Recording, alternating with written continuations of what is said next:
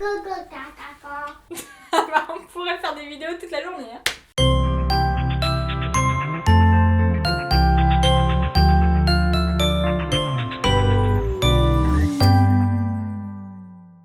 Bonjour à tous, on va faire une nouvelle vidéo avec tous les jouets. Avec tous les jouets que t'aimes?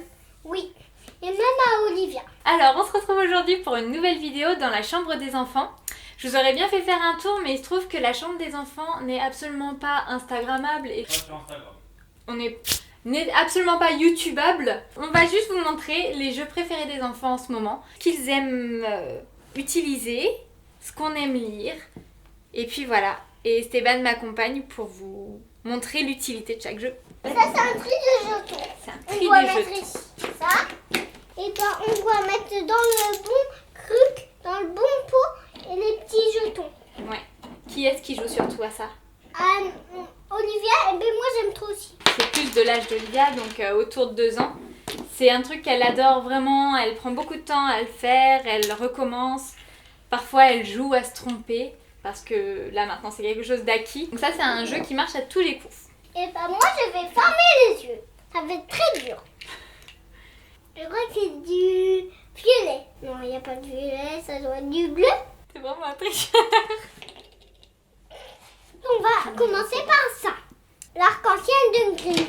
On peut faire des constructions. C'est un jeu de construction adapté du À plus tout le jeune âge. Ouais, à tout le monde, exactement. En fait, chaque âge trouve son intérêt à ce jeu. On peut juste regarder les couleurs, les trier, faire des constructions. On peut faire n'importe quoi, ça tient toujours plus ou moins. Ils se chamaillent beaucoup pour ce jeu-là et je pense que si on en avait 2, ce serait pas de trop.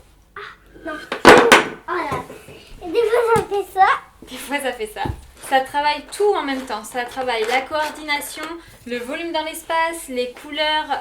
C'est aussi intéressant pour les variations de couleurs parce que là, c'est un dégradé. On peut changer. On va changer. Alors maintenant, on va parler des petits poupées à moi. Et en plus, le truc top, c'est qu'une fois rangé, ça prend pas tellement de place. On vous parle de jeux en bois, tout ça, mais mes enfants sont des enfants, donc le truc qui fait bien du bruit, on aime bien aussi. Et ça peut faire toutes les voix. C'est un sac à dos pour mettre sur tout. Regardez.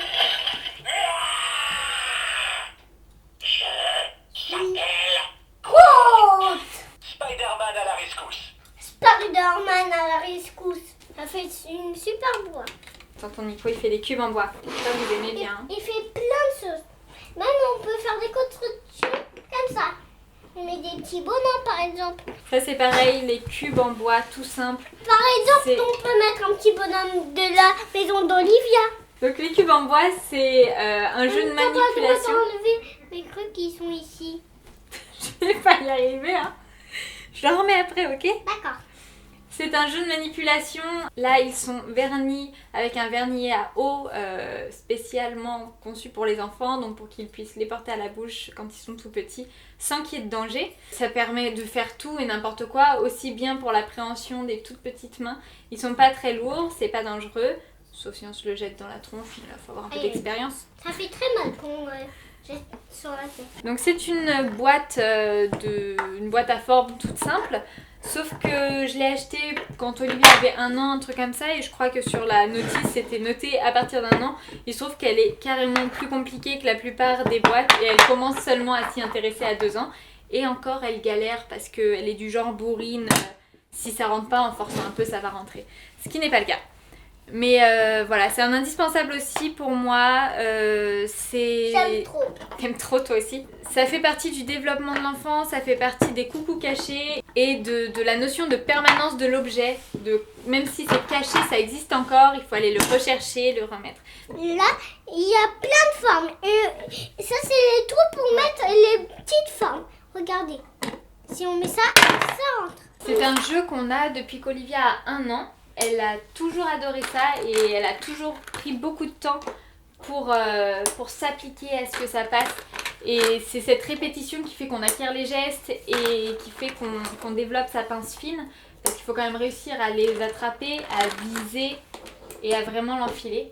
Donc maintenant, elle a évolué dans son jeu et elle est plus comme Esteban dans le tri des couleurs, de mettre une couleur par pic et tout ça. Mais ça dès le plus jeune âge. Alors au début sous surveillance bien sûr pour pas qu'ils avalent les petites pièces. Mais ça fait toujours un carton. Mais si on avale ça, et ben ça coince dans la gorge. Comme ça. Vous admirerez nos superbes boîtes de rangement. Donc c'est la maison de poupée en bois. Celle-ci c'est celle qu'on trouve chez Lidl aux périodes de Noël. On avait présenté la maison avec tous les meubles, les personnages, tout à la bonne place, mais ça perd de l'intérêt. Ouais, j'ai vu que tu l'avais mis dessus.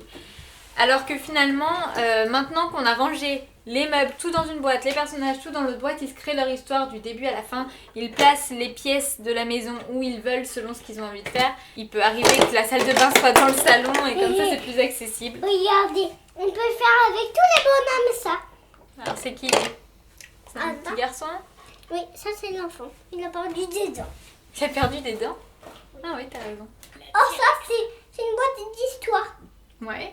Maintenant on a changé.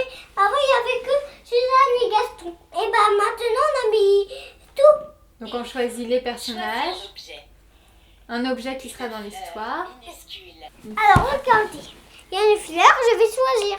Ok. Il était une fois, Et l'histoire au temps des commence. dinosaures, une bande de Et donc il y a plein d'histoires comme ça qui changent selon les fonctions qu'on choisit au début. Donc les personnages, le lieu, la personne qu'il va rencontrer. Il faut qu'ils entendent. Je pense pas qu'ils vont entendre l'histoire. C'est des histoires qui font 5 minutes. Donc c'est plutôt en autonomie. Ah, tu m'as à côté du micro. Voilà.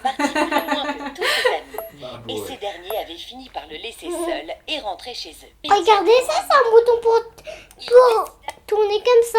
Et après ça éteint. Et aussi ça peut rallumer comme ça. Alors ça, il y a toutes mes images. J'aime bien, c'est pour que je dors bien et que je passe pas au monstre. Alors ça c'est petit rituel zen. C'est des fiches de relaxation. Donc avec une petite image. Regardez. Démonstration. La télécommande magique. Ce soir, tu imagines que tu as trouvé une télécommande magique. Quand tu zappes, tu découvres sur l'écran les scènes de ta propre vie. Qu'est-ce que tu vois sur ton écran? Et ben je vois un petit ours polaire qui est tout mignon. C'est un petit bébé. Laisse-y défiler ce que tu ressens, ce que tu vis, ce que tu éprouves en ce moment. Et ben ça veut dire quoi ça? Ça veut dire quoi ça? Et après on dit c'est bon, tu peux bien dormir. Un bisou et au lit. Encore une bidouille. C'est une histoire qui parle de quoi? Un petit garçon qui voulait pas manger sa soupe.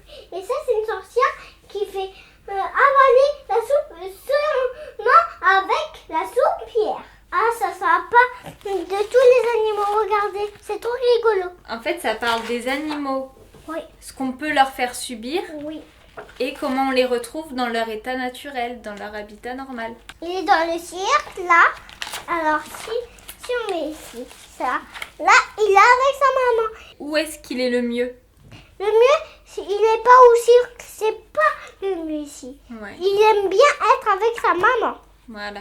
Et voilà, on a fini notre vidéo avec ma maman. Et on va se revoir la prochaine fois. Voilà, c'est dit. À la prochaine.